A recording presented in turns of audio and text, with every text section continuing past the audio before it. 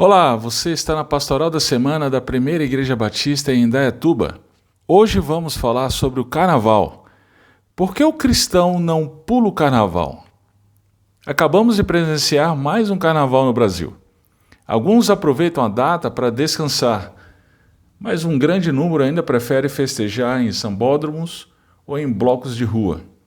Uma questão que me ocorreu nesse Carnaval é que a maior parte das pessoas que festejam a data se identificam como cristãos. Mesmo aqueles que estão em grandes sambódromos, como o da Sapucaí ou do Anhembi, se perguntarmos se são cristãos, tenho certeza de que um grande número responderá positivamente. Diante disso, pergunto: a festa do Carnaval é coerente com o cristianismo? Se não, por que não? Por que o cristão não pula o Carnaval?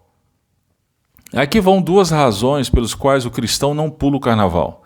Claro que existem várias outras, mas aqui vão duas que entendo serem suficientemente esclarecedoras. Vamos lá. Em primeiro lugar, o cristão não pula o Carnaval porque este é pão e circo.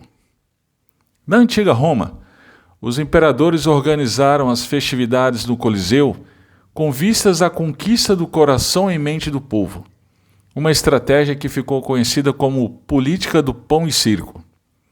Nessas festividades, o prato principal era o entretenimento por meio da degradação humana expressa na violência dos gladiadores. Ainda hoje o Coliseu perdura em Roma, ainda que em escombros, como um memorial de onde a degradação humana pode chegar. Por outro lado, esses escombros escondem a realidade de que a política do pão e circo permanece, ainda que em outras roupagens. O Carnaval é uma dessas roupagens herdadas da velha Roma que ainda está muito viva no Brasil. Em nosso país, a saúde é um caos, a educação uma vergonha, a segurança não existe, a miséria continua matando milhares de pessoas e o álcool e as drogas são parte do cotidiano. O governo, totalmente perdido em sua ideologia caduca, tudo o que consegue fazer é tentar silenciar a oposição e dar pão e circo para o povo entorpecido pela expressão total do hedonismo de nossa época.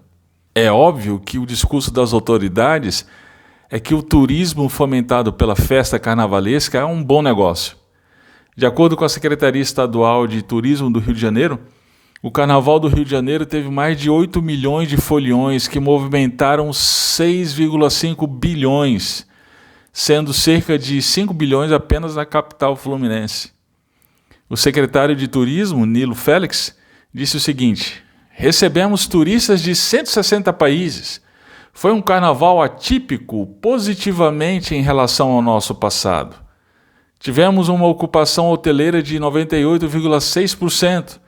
Também histórica. No interior do estado, também tivemos uma ocupação histórica de 87% no setor de hotéis. Que ótimo então, não é? É para aplaudir? É sério? Então, com todo o investimento desse recurso na melhoria de vida da população, o que vemos é um dos estados mais ricos de nosso país, com menor índice de pobreza e taxas de violência. Seus índices de saúde e educação se igualam a países ricos do mundo. Sendo assim, viva o Carnaval, não é mesmo? Só que não. A verdade é que o culto à bebedeira, drogas, violência e promiscuidade geram uma conta impagável.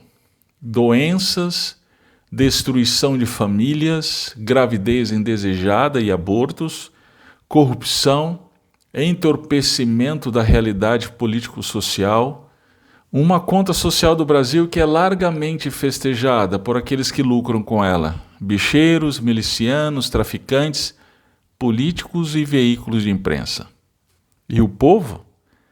Muitos fazem justiça em ser chamados de mané, porque se deixam idiotizar pelo pão e circo. Isso me faz lembrar de Agostinho. Em sua época, muitos do povo também se deixavam iludir pela política do pão e circo. Em seu livro Confissões, Agostinho conta do seu amigo Alípio.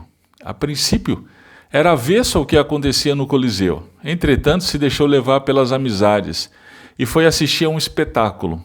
Veja como Agostinho narra a ocasião. Quando chegaram à arena e acharam um lugar para se sentar, o recinto inteiro já vibrava com aquela diversão selvagem. Ele, porém, fechando a passagem da visão, proibiu a mente de vaguear entre aquelas perversidades.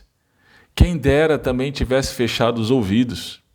Acontece que durante uma luta, quando um gladiador caiu, ele se impressionou fortemente com o estrondoso alarido de toda a multidão e foi dominado pela curiosidade.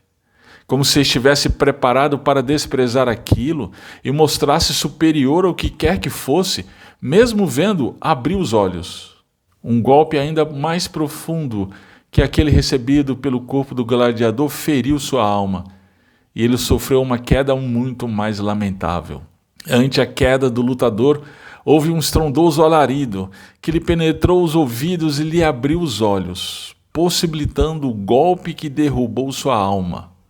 Mais ousada que resoluta, enfraquecida por ter depositado em si mesma a confiança que devia ter depositado em ti, no caso Deus.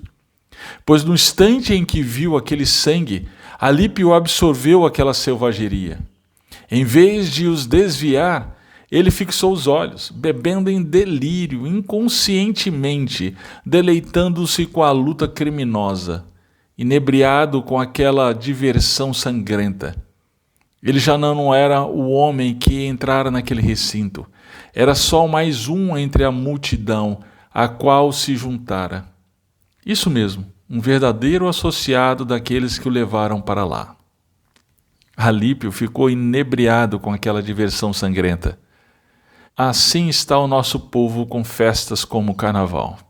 Por que nós cristãos não pulamos o Carnaval? Porque somos dos poucos que ainda não se deixam levar pela política do pão e circo, ainda que alguns de nós estejam bebendo desse delírio.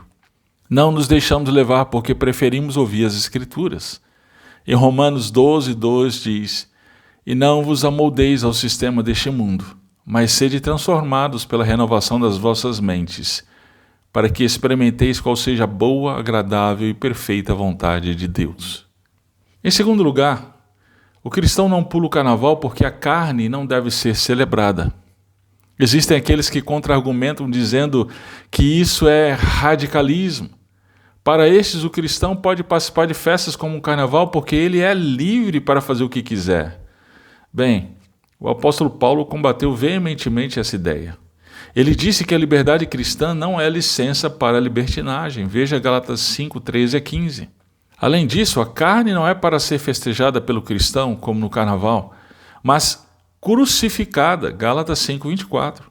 Aos Gálatas, Paulo afirmou: "As obras da carne são evidentes, a saber, imoralidade, impureza e indecência, idolatria e feitiçaria, inimizades, rivalidades e ciúmes, ira, ambição egoísta, discórdias, partidarismo e inveja, bebedeiras, orgias e coisas semelhantes a essas, contra as quais vos previno, como já vos preveni antes. Os que as praticam não herdarão o reino de Deus." Veja Gálatas 5:19-21. Veja, ao descrever as obras da carne, o apóstolo afirma que aqueles que as praticam não herdarão o reino de Deus. Ou seja, assim como o voo conjunto de urubus sinalizam que ali tem alguma coisa morta, as obras da carne sinalizam para quem não herdará o reino de Deus. Em outras palavras, uma vida entregue à devassidão libertina, como fomentado no Carnaval, não é a expressão da liberdade que temos em Cristo. Ao contrário, é a expressão de alguém que ainda vive em escravidão, por não confiar exclusivamente nos méritos de Cristo, e assim por isso não herdará o reino de Deus. Sendo assim, o cristão não pula o Carnaval porque esta é a celebração daqueles que estão mortos em seus delitos e pecados, conforme Efésios 2:1, e caminham para a morte eterna.